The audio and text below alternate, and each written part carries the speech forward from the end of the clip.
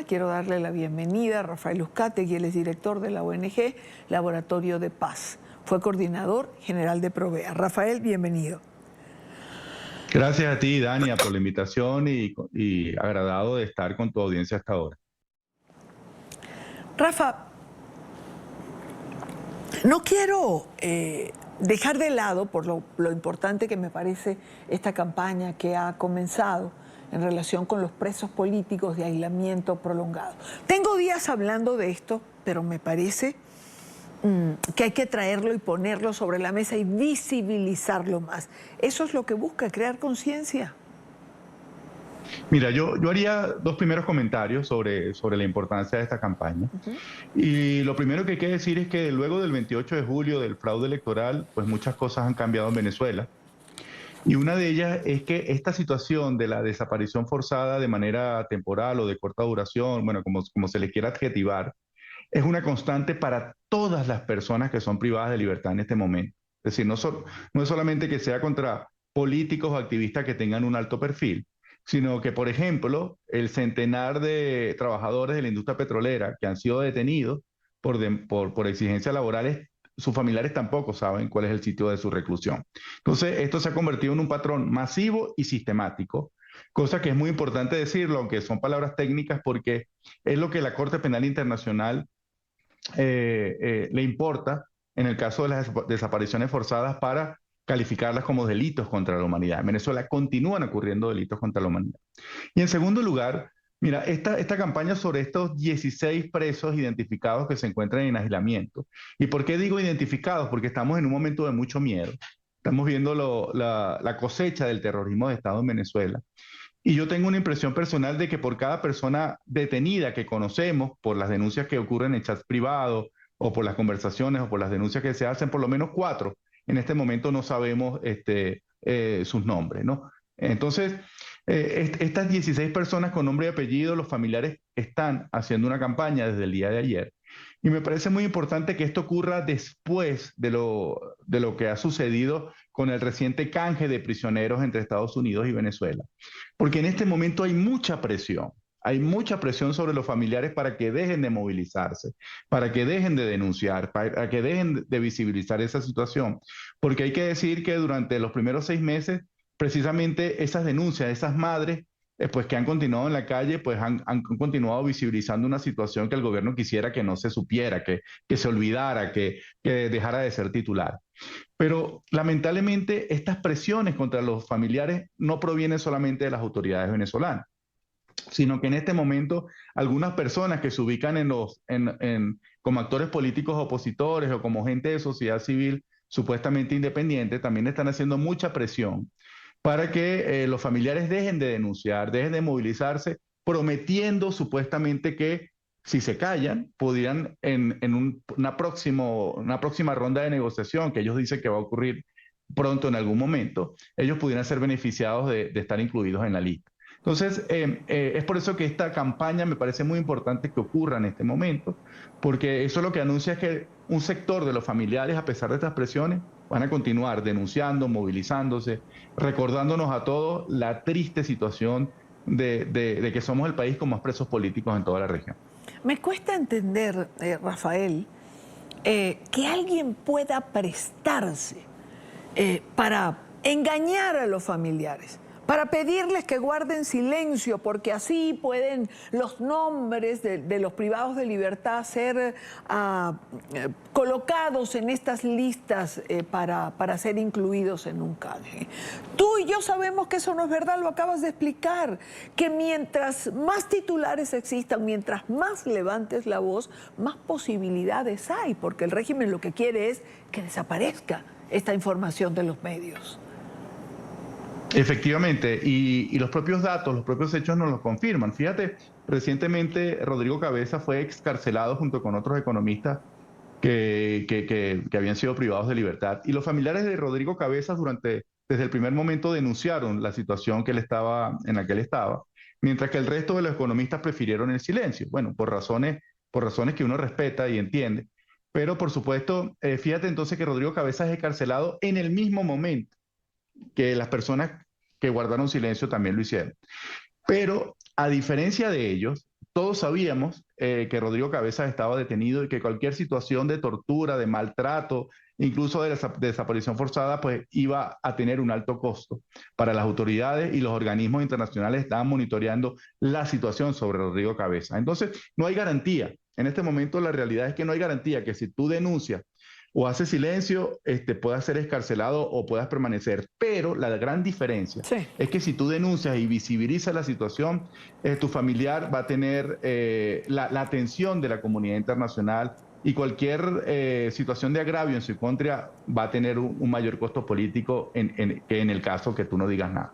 Claro, yo quiero retomar esto porque me parece importante, además, que lo digas y que lo reiteremos muchas veces para que la gente entienda esta arista que es muy importante. Si usted es familiar de un preso político y no se calla, si usted denuncia, civiliza el nombre, el caso, muchos más ojos van a posarse sobre este caso, y eso es una manera de protegerlo.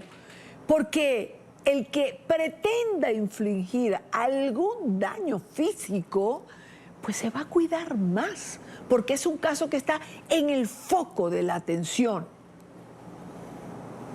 Es así porque, bueno, porque está en los titulares de prensa, porque incluso hay muchas presiones sobre los familiares para que no denuncien, precisamente porque los funcionarios saben que hay una investigación abierta por parte de la Corte Penal Internacional. Y fíjate que este es nuestro último elemento de disuasión, ¿no? Esa investigación que existe en la Corte Penal Internacional, y los funcionarios saben que es el único organismo que puede emitir una orden de privación de libertad, el único organismo de derechos humanos que puede hacer. Entonces, digamos, ese es nuestro último mecanismo de contención que tenemos en este momento, porque lamentablemente hay que insistir que la estrategia que ha utilizado el Alto Comisionado de Naciones Unidas sobre Venezuela no ha funcionado. No ha funcionado, tiene que ser revisada, tiene que ser modificada para que pueda servir como mecanismo de protección. Entonces, nuestro último bastión de disuasión contra esa posibilidad de que sean víctimas de abusos y de tortura es que sean conocidos por la Corte Penal Internacional. Hablemos de algo a lo que se refiere esta campaña, y es el aislamiento prolongado es tortura, y esto no se puede obviar. Efectivamente, forma parte de los patrones internacionales de crímenes contra la humanidad, y sobre todo en esta situación que hay que decirlo siempre, que es sistemática, es decir, que está ocurriendo con todos los casos y que además es masiva, ¿no? No estamos hablando de 2, 3 presos políticos, sino estamos hablando, bueno, según la última cifra del Foro Penal, eran 853. Y yo tengo la impresión de que en este momento que estamos hablando, Idania, tenemos más presos políticos que lo que había antes de este canje de prisioneros, ¿no? Entonces, la situación sigue siendo muy grave. Y eso se ha convertido pues, en un importante mecanismo de las autoridades para inhibir la movilización, la protesta, la organización ciudadana, en donde, bueno, hay muchas presiones para la estabilización y la normalización de una situación, bueno, extraordinariamente grave, que es la ausencia de democracia en Venezuela. Claro. Hay quien bueno, el Foro Penal publica y basa sus cifras en los casos verificados. Esto es muy importante.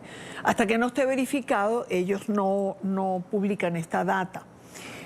Otras organizaciones que tienen otra metodología están calculando una cifra mucho mayor. Hay quien habla de más de 1.200, 1.300 presos políticos en el aquí y el ahora. Sí, fíjate que ha sido una estrategia muy eficaz esa condena contra estas 2 chicas emprendedoras del estado Mérida por haber sido víctimas de una celada, de una trampa para que imprimieran unas camisetas con la imagen de una de las estatuas de Hugo Chávez derrumbada. Y fíjate que, bueno, que el silencio en redes sociales ha sido muy elocuente de la efectividad del terrorismo de Estado, y de la posibilidad de que la gente pueda ser víctima de una represalia. Entonces, efectivamente, hay mucho miedo de los familiares ahora. También les están diciendo que posiblemente van a tener un nivel mayor de eficacia si intentan dialogar con las autoridades o intentan vincularse a estos actores políticos que ahora se erigen como los que fueron los triunfadores de este proceso de canje de rehenes, ¿no? La imposición de un liderazgo que no cuenta con la representatividad del apoyo popular. Entonces, hay muchas presiones sobre los familiares, lamentablemente el silencio es así. Y lo que tú comentas sobre la metodología del foro penal, sí, son los casos que ellos han recibido las denuncias que ellos han podido corroborar, pero hay otras organizaciones como Justicia, Encuentro y Perdón que tienen una cifra mayor por todas las denuncias que ellos pues, puedan contrastar, no solamente de las denuncias, sino también de la información pública o privada que aparece en alguno de los chats en donde la gente está suministrando información. Entonces sí, ratifico mi percepción, por cada nombre que conocemos hoy, hay por lo menos 4 personas que no sabemos su identidad y que han sido víctimas de una detención arbitraria en las últimas semanas, ¿no? Había una última cifra que hablaba de 76 detenidos en los últimos 15 días y hay que insistir porque puede haber la percepción a nivel internacional, tú que estás en Colombia y que seguramente mucha gente te ve desde allí, que luego del canje de rehenes habría disminuido esta situación de privación arbitraria de libertad y no es así, no es así, continúan las detenciones arbitrarias en un contexto de mucha opacidad y de hegemonía de comunicación. Por eso hay que remarcarlo, por eso hay que insistir, por eso siempre hay un espacio para los presos políticos, para los desaparecidos sobre todo. Y eso que acabas de decir, yo creo que hay que grabárselo. Por cada nombre que conocemos, por lo menos 4 más pueden estar privados de la libertad. Y todo esto ocurre, Rafael, a ratos uno siente indiferencia internacional. Es decir, los presos políticos venezolanos, pues nos duelen a nosotros, ¿será? Sí, bueno, así funcionan los procesos de normalización, lamentablemente.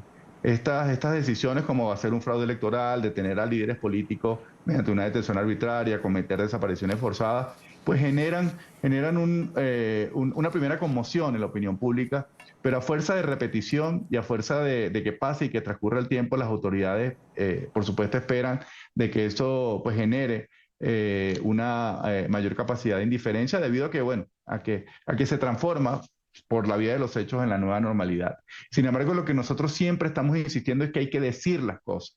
Hay que decir públicamente, mira, está mal que alguien se comunique con un familiar para decirle que deje de denunciar, que deje de movilizarse, porque supuestamente le están prometiendo ser beneficiario en algún futuro, además de ser beneficiario de algo que no tiene criterios definidos. O sea, no sabemos cuáles fueron los criterios para escarcelar a las personas que lo hicieron. Sabemos que en el caso de William Dávila fueron por razones de salud, pero otras personas que estaban en una situación similar como él, no obtuvieron, digamos, ese mismo beneficio, entre comillas. Entonces, hay criterios muy opaces y lamentablemente los presos políticos en Venezuela, y esto que es una lamentable consecuencia de este canje de rehenes, es que para las autoridades venezolanas ha sido eficaz esta diplomacia de rehenes, como la ha calificado Amnistía Internacional, y seguramente vamos a ser siendo testigos de que van a continuar las detenciones arbitrarias, porque esos seres humanos se están convirtiendo en objetos de negociación que van a continuar siendo colocados en las mesas de diálogo, y especialmente con gobiernos de otros países para intentar normalizar sus relaciones con el país. Sí, sí, es una triste realidad, ¿no? Y ha sido, como tú señalas, una diplomacia eficaz para el régimen, que no tiene ningún problema en seguir capturando. Por eso el llamado de países, no solo de Estados Unidos, a que sus connacionales no se acerquen a Venezuela, no viajen a Venezuela, porque no pueden garantizar seguridad en caso, Rafael, de ser capturados. No, gracias a ti y por supuesto desde Venezuela vamos a seguir levantando la voz, no solamente por los presos políticos venezolanos, sino que bueno, tú estás en Colombia y durante los primeros 6 meses detuvieron a 10 personas de nacionalidad colombiana y estos se suman, no sabemos la cifra definitiva de personas de nacionalidad colombiana que son presos políticos en este momento, pero por ellos también vamos a seguir actuando la voz y ojalá los ciudadanos colombianos también exijan a su gobierno que sea mucho más proactivo en la liberación de sus connacionales. Han hecho varias protestas en Colombia, ¿no? Estos familiares. La última, si no recuerdo mal, fue frente a la Cancillería, porque se habla de relaciones, es decir, de desarrollo en la frontera, de zonas binacionales, pero de los presos colombianos que se encuentran en Venezuela no se ocupan. Por cierto, mañana los voy a tener en el estudio a familiares de presos colombianos allá en Venezuela. Rafael, como siempre, gracias por acompañarnos. Gracias de nuevo. Sí, no, yo creo que eso, bueno, debería estar la situación de derechos humanos en general, pero específicamente la situación de esos connacionales colombianos que están sufriendo penurias, la ausencia del debido proceso, tratos inhumanos, crueles y degradantes en los sitios de reclusión en los que se encuentra deberían, bueno, ser también del interés de las autoridades de ese país. Así es, así es. Gracias, saludos, cuídate.